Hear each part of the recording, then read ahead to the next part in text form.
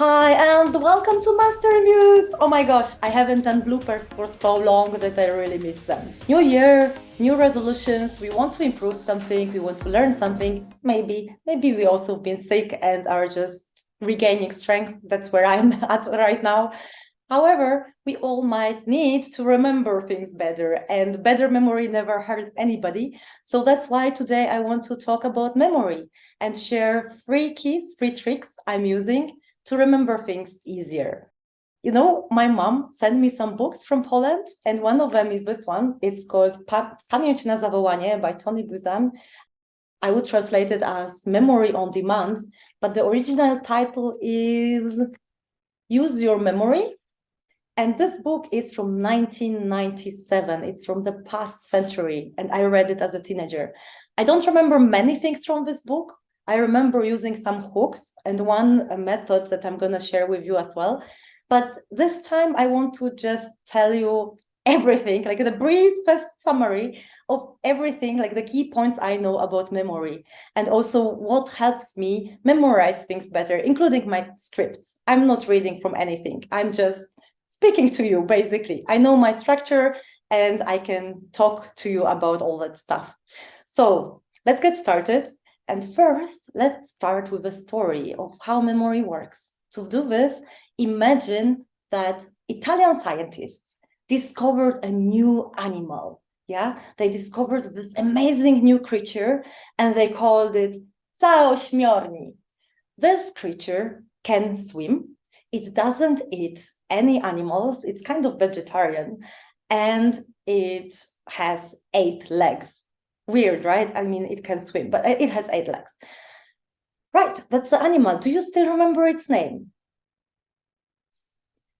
Probably you don't, and I'm not surprised.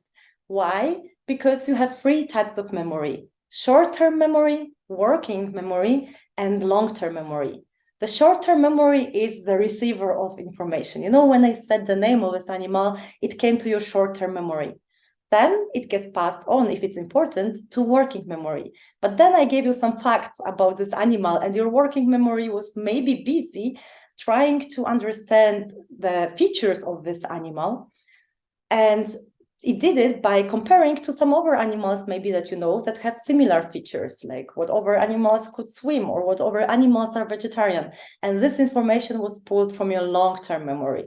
So these are the 3 types of memory you have, and every new information goes from one to another. Now, what could have helped you remember these things? Let's imagine that you can speak Polish. I know some of you can speak Polish, and you know the word for octopus is ośmiornica.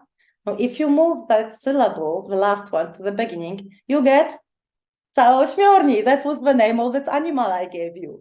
Now it's gonna be easy to remember if you know Polish. What does this tell us about the memory? It builds upon things we already know. So it's gonna be still difficult to remember for an Italian person or anybody else who doesn't speak Polish. But actually this animal, it was an octopus all along, but I don't know if they eat meat. Doesn't matter at all.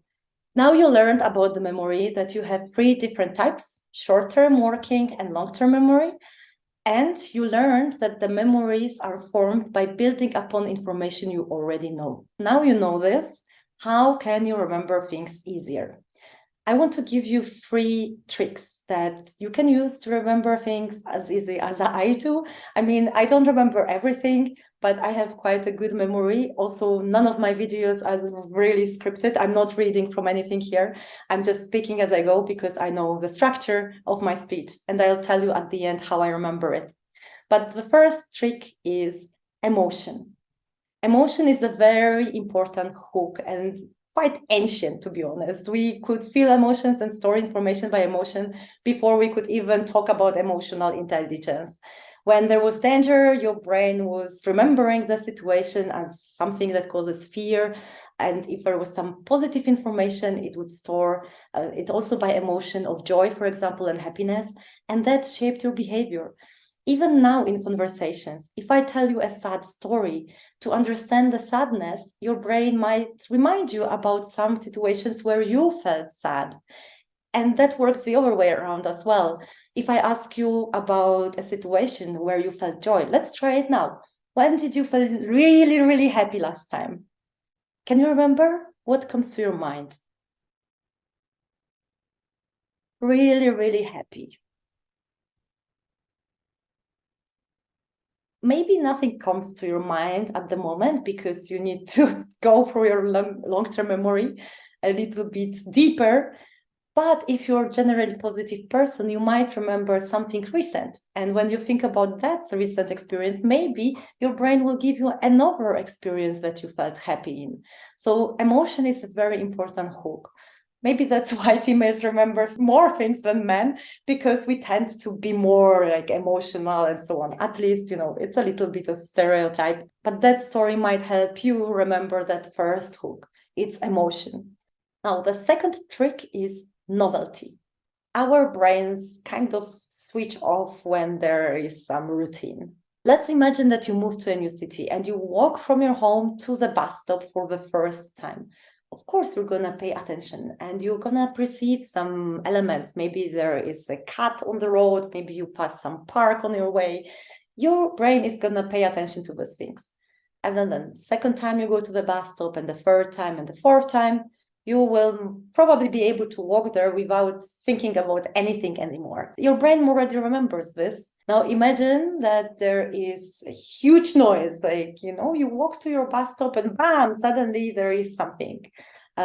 Let's not think about a car crash, maybe just the plant pot fell on the street and nothing happened, but you felt some emotion probably. And your brain is there in the moment. It's a new thing and your brain suddenly pays attention.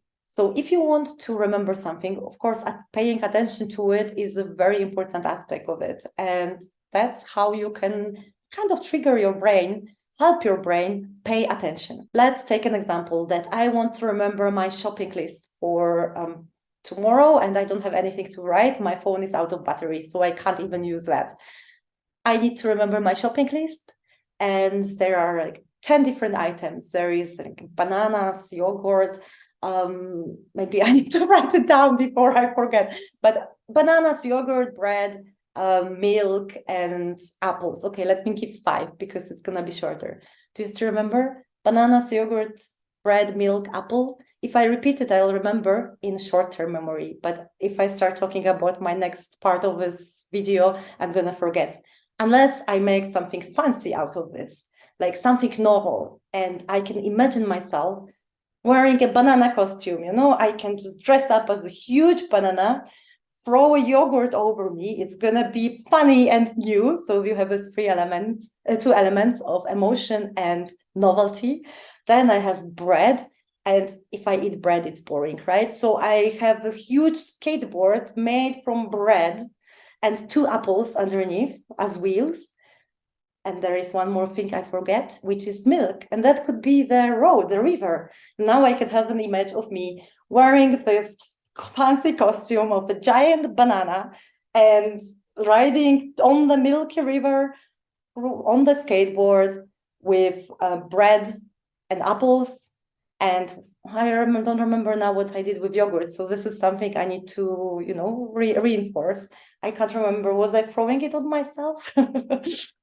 But this is how I'm going to remember this information for longer. You can use it to remember anything, also names. You can break them down. You can use it for dates, add the numbers. And there are also techniques where you connect every number with a specific image. And this is how people who have really great memory and participate in memory championships, for example, remember the new information and long numbers, like pi. Right, we had emotion and we had novelty. The third trick is recall. Recalling is extremely important. A lot of people try to learn and memorize things by repeating them. You just take the book and read the first sentence. Ziemski pokój, czyli zakładki mieszkaniowe. Okay, that was some random Polish. Actually, about a method that I can tell you afterwards. And if I put it away and talk about something else, I'm not going to remember the sentence, or it wasn't even a sentence. Oh, it was a random page. Rzymski pokój or something, Roman room, blah, blah, blah. People try to remember things by repetition. Sometimes they underline things in the book with marker because that's the myth, actually, that this helps you remember things. It does a little bit because you involve some movement and some colors for contrast, but it's not the best way. Better way would be to read a little bit, close the book and try to recall it, or read a chapter or think about the question that you have for this chapter, read through that chapter and answer the question and sum up things that you learned to force your memory to recall and to work. This is a better way to work. Not only putting things in your memory, in your brain, but also getting it out of your brain. That should be like the biggest priority. Now you have these 3 tricks: emotion, novelty, and recall, to help you form better memories, the memories that stick. I want to give you a practical example of how I memorize my speeches, like for this video. To be honest, I don't have much written down. I just wrote down 3 keywords, actually: emotions, novelty, and recall. And with novelty, I wrote a banana. I have stored the whole speech in my head, and I want to tell you how I did it. I used 2 different methods: a tree and the Roman room, the one that comes from this book I showed you in the beginning. The tree, you have one huge trunk, and there the trunk branches to some thicker branches, and these branches branch again to some smaller branches and twigs. That's how you can structure your information. And then you just describe the tree. Pretty simple. So for this video, my tree looks like this. The trunk is a memory, better memory. And the 3 elements that I wanted to include are the emotion, novelty, and recall. These are the 3 main branches. Then to the emotion branch, I told you a story. I told you an anecdote with women remembering better than men. Then for the novelty, I came up with a shopping list example. That's a smaller branch I wrote. And for the recall, I had the repetition and recall as contrast, that people try to repeat to memorize things, but actually recalling and challenging your memory works better. So these were my 2 small tweaks to explain this contrast.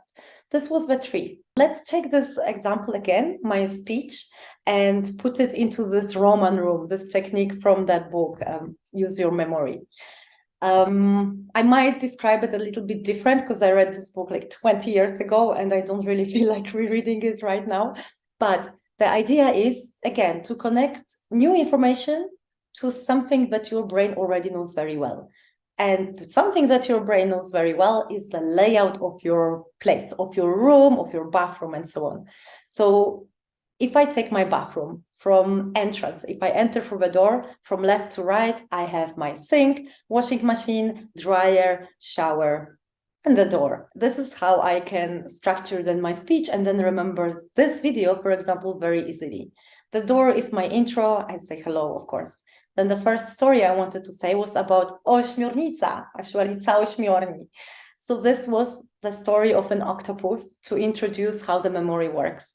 And I can remember it by putting this octopus in the sink. I just imagine this octopus in the sink in my bathroom. That's my first point. Then the second point was about emotion. And my second item is the washing machine. So, okay, I'm not pretty emotional about my washing machine, but I can imagine me being in there and, the washing machine is washing me and it's very unpleasant feeling. So I feel this emotion and it's gonna remind me that the second point after the octopus story is emotion. The third is the dryer, and my next point was about novelty. And there I had the shopping list with different items, but novelty was the dryer. It's kind of the newest item also in my bathroom, so that's how I can remember it. Then I have a shower, and that's about recall. Maybe I can imagine my calendar or like habit tracker having a shower there, with some little ticks and so on, because I want to have it I want this memory to be funny and entertaining and of course novel, because that's how I'm gonna remember it easier. So then I have these elements, and then at the end, I leave the door, I have a whole room, and I can describe the room, which is what I'm doing now. So you have these 2 techniques that you can use. think of a tree the next time you want to structure something. It could be anything. It could be your pitch, it could be your presentation for your studies, or even if you want to write your own book, you could structure things there with like different characters and their traits or different situations. You can use the tree, and then you can use the room, the layout of your house, if you want to tell a story and have different elements to it that you want to remember. So these are two different ways. They use different types of intelligence as well. So, you know, the room is using also spatial intelligence. I have a video about different types of intelligence. You can have a look there. And remember, you need emotion, you need novelty, and you need recall. And from this video, take the images of the tree, take the images of an octopus to remember how your memory works. And you might forget the image of me in the banana suit, okay? Please let me know what you liked the most about this video and what you're gonna remember from it.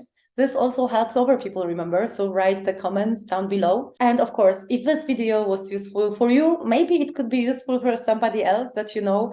And I'm very happy to bring new people to this channel, so feel free to share it with your networks. And don't forget to subscribe. Thanks for your support, and see you next Friday.